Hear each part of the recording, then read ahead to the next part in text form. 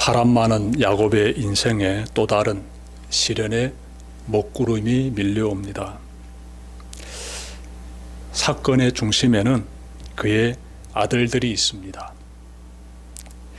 아들들의 나이를 좀 살펴봐야 하는데, 맏아들 르우벤은 24살 정도 되고, 막내 아들 베냐민은 태어난 지 얼마 안 되는 아기입니다. 맏아들 르우벤과 11번째 아들인 요셉과의 나이 차이는 대략 7년 정도로 보입니다.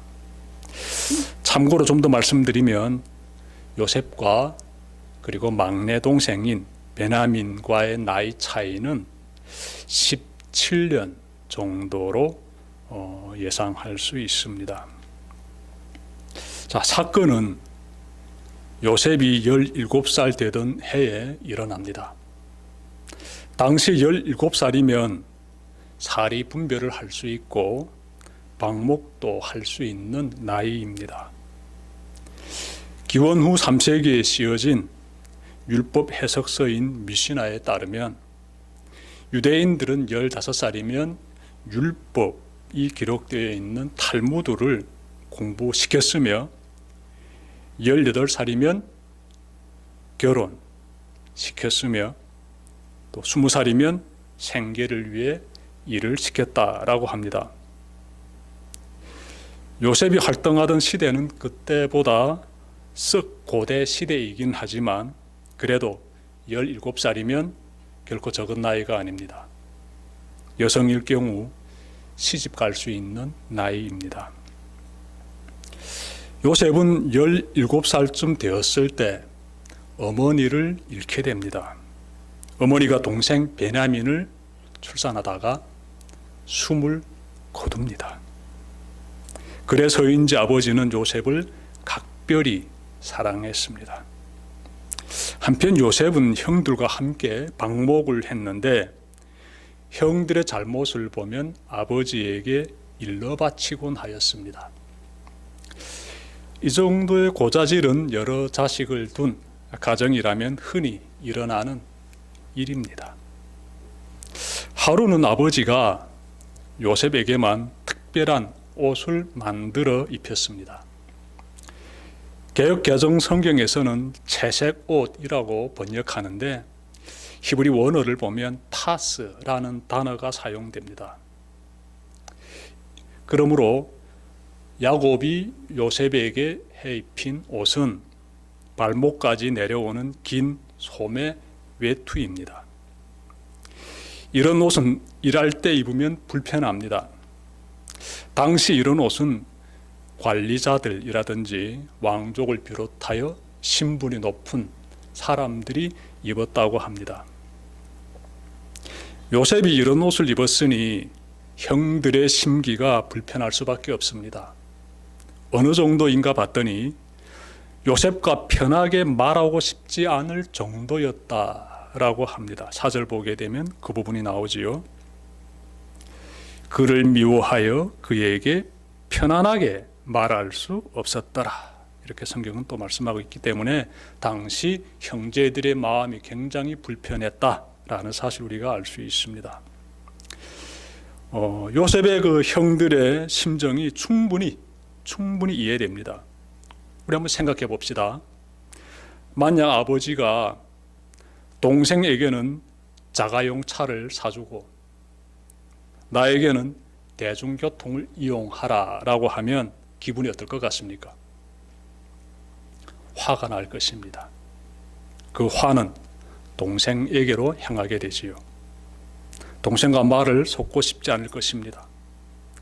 그런데 거기에다 동생이 나의 잘못을 아버지에게 시시콜콜 고자질한다면 동생에 대한 미움은 더욱 커지게 되지요. 당시 요셉의 형들의 심정이 이와 다를 바 없습니다. 요셉과 형들 사이의 긴장은 여기서 그치지 않습니다. 그렇지 않아도 요셉이 눈에 든 가시 같은데 어느 날 요셉이 꿈 이야기를 합니다. 꿈 이야기. 들어보니 내 곡식단은 일어서고 당신들의 곡식단은 내 단을 둘러서서 절하더이다 라고 말합니다. 이 말을 들은 형들은요, 내가 우리의 왕이 되겠느냐라며 더욱 그를 미워하게 됩니다. 그런데 요셉이 또 다른 꿈을 꾸고 이렇게 말합니다. 하늘의 해와 달과 11별이 내게 절하더이다. 이 말을 들은 형들의 그 마음에서요, 더 큰 미움과 시기가 이렇게 정말 더 이렇게 고조되면서 치솟아오르게 됩니다. 이 일이 있은 후에 아버지는 요셉은 집에 남겨두고 형들을 멀리 있는 세겜이라는 곳으로 방목을 보냅니다. 집을 나가면 고생인데 요셉은 집에 남고 자신들만 거친 광야로 방목을 나가게 되자 형들의 심정이 어떠했겠습니까? 결코 편할 리가 없습니다. 안타까운 점은 야곱은 아들들의 무거운 이러한 마음을 헤아리지 못하고 있습니다. 자, 그리고 며칠이 흐릅니다. 야곱은 요셉에게 형들이 방목을 잘 하고 있는지 둘러보고 오라고 심부름 보냅니다. 아마 형들이 먹을 음식을 가지고 출발시켰을 것입니다. 헤브론을 떠난 요셉은 며칠을 걸어 세겜 광야에 이르렀지만 형들을 만나지 못합니다. 그러다가 누군가의 도움으로 형들이 다른 곳에 있음을 알게 되고 그곳으로 찾아갑니다. 그렇게 며칠을 걸어 드디어 형들을 발견한 그 요셉의 심정이 얼마나 기뻤겠습니까? 한편 멀리서 요셉이 오는 것을 본 형들은 끔찍한 계획을 세웁니다. 그들은 동생을 죽이려고 합니다. 죽이려고. 어떻게 이럴 수가 있습니까, 여러분? 어떻게 자신들의 동생을 죽일 생각을 할 수가 있습니까? 맏형인 루벤은 요셉을 죽이지 말고 웅덩이에 던져 넣자고 제안합니다. 형제들은 맏형의 의견을 따릅니다. 그들은 요셉이 도착하자 그를 붙잡아 그가 입고 있는 그 옷을 벗겨버리고 웅덩이에 던집니다. 그리고 그들은 돌아앉아서 음식을 먹게 돼요. 요셉은 살려달라고 애걸 합니다. 넷째 형인 유다는요, 그때 요셉을 죽이지 말고 상인들에게 팔아버리는 것이 어떻겠는가고 제안합니다. 형제들은 그 의견을 받아들입니다. 그래서 마침 그곳을 지나가는 이스마엘 상인들에게 요셉을 팔아버립니다. 얼마에? 은 20을 받아서 팔아버립니다. 요셉은 순간에 노예로 완전히 그냥 전락되어 가지고 애굽으로 끌려가게 됩니다. 형들은 요셉의 그 옷에 아버지가 멋있게 요셉에게 해주었던 그 특별한 옷 있지 않습니까? 그 옷에 숫염소 피를 적신 뒤 그 옷을 아버지에게 보입니다. 그들은 요셉을 노예로 팔아버린 것을 아버지에게 철저히 숨깁니다. 야곱은 요셉이 짐승에게 잡아먹힌 줄 알고 큰 슬픔에 빠집니다. 아마 야곱의 인생에서 이보다 더 정말 고통스러운 순간도 없었을 것입니다. 얼마 전 사랑하는 아내 라헬을 잃고 큰 슬픔을 겪었는데 그 라헬이 처음으로 낳은 그 아들, 사랑하는 그 아들 요셉을 잃은 그 아버지의 슬픔은 이루다 헤아릴 수 없지요. 야곱은요, 내가 슬퍼하며 수월로 내려가 아들에게로 가리라 이렇게 울부짖으면서 큰 고통 가운데 처해 있습니다. 이 내용이 37장에서 우리가 찾아볼 수 있는 내용인데요. 여러분, 야곱에게 들이닥친 이 대재앙과 같은 이 비극적인 사건을 보면서 우리는요, 두 가지 교훈을 발견하게 됩니다. 첫째로, 사랑은 공평해야 합니다. 차별이 있어서는 안 됩니다. 야곱의 아들들에게 공평한 사랑을 베풀었다면 이와 같은 재앙은 발생하지 않습니다. 형제가 형제를 노예로 팔아버리고 자식들이 공모하여 아버지를 속이는 비극적인 이 사건의 밑바탕에는 공평하지 못한 아버지의 사랑이 있습니다. 차별이 있는 것이에요. 우리는 야곱의 가정에 들이닥친 이 사건을 보면서 공평하지 못한 사랑, 차별하는 사랑이 어떤 재앙을 불러오는지를 잘 그리고 깊이 깨달아야 합니다. 여러분, 차별이 없는 사랑, 공평한 사랑을 베풀기 위해서 우리가 이제부터 참 많은 노력을 기울여야 하는데, 우리 한번 우리의 그러한 삶의 모습들을 한번 살펴봅시다. 나는 지금 편애하고 있지는 않는지, 누군가를 차별하면서 살고 있지는 않는지, 공평한 사랑에서 떠난 그런 편애를 하면서 살고 있지는 않는지 좀 살펴봤으면 좋겠습니다. 성경을 보면 믿음의 조상으로 불리는 이삭도 한날 한시에 태어난 그 쌍둥이, 그 두 아들 중에서 특별히 에서를 사랑했습니다. 편애한 것이에요. 한마디로 차별한 것이지요. 부모가 자식을 차별하는 모습은 성경에서만 발견되는 것이 아니라 오늘날에도 얼마든지 발견할 수 있습니다. 제가 어느 분에게서 들은 이야기인데, 자신은 어려서부터 어머니의 미움을 많이 받았다고 합니다. 어머니가 여러 자식들 중에서 특별히 자신을 미워했다고 하는데, 어른이 되고 나서 어머니에게 그 이유를 물었대요. 왜 저를 그렇게 미워했습니까? 그러자 어머니가 이렇게 말하는 겁니다. 내가 시누이를 닮았기 때문에 너를 미워하게 되었다. 그러니까 시누이가 그분의 어머니를 굉장히 이렇게 괴롭혔던 것 같습니다. 그래서 자신이 낳은 딸이 그 시누이를 닮았기 때문에, 그래서 그렇게 자기 자식임에도 불구하고 다른 자식들에 비해서 그 딸을 미워했다라는 것입니다. 여러분, 인간은 공평한 사랑을 베풀기에는 너무나 이기적입니다. 나의 요구에 잘 따라주면 사랑하고, 나의 요구를 거스르면 미워합니다.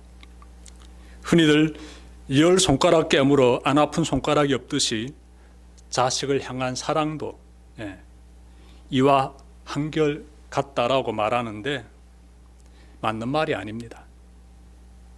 10손가락을 깨물어 특별히 아픈 손가락이 있고 덜 아픈 손가락이 있을 뿐입니다. 여러 자식을 둔 부모일수록 차별하기 쉽습니다. 정말 이러한 차이에서 자식들은 부모가 누구에게 더 애정을 쏟는지를 금방 알아챕니다. 그리고 그때부터 서운한 감정과 또 형제 간의 그러한 시기, 또 질투도 갖게 됩니다. 공평하지 못한 사랑은 가정에서뿐만 아니라 사회의 모든 공동체 안에서도 얼마든지 발생할 수 있습니다.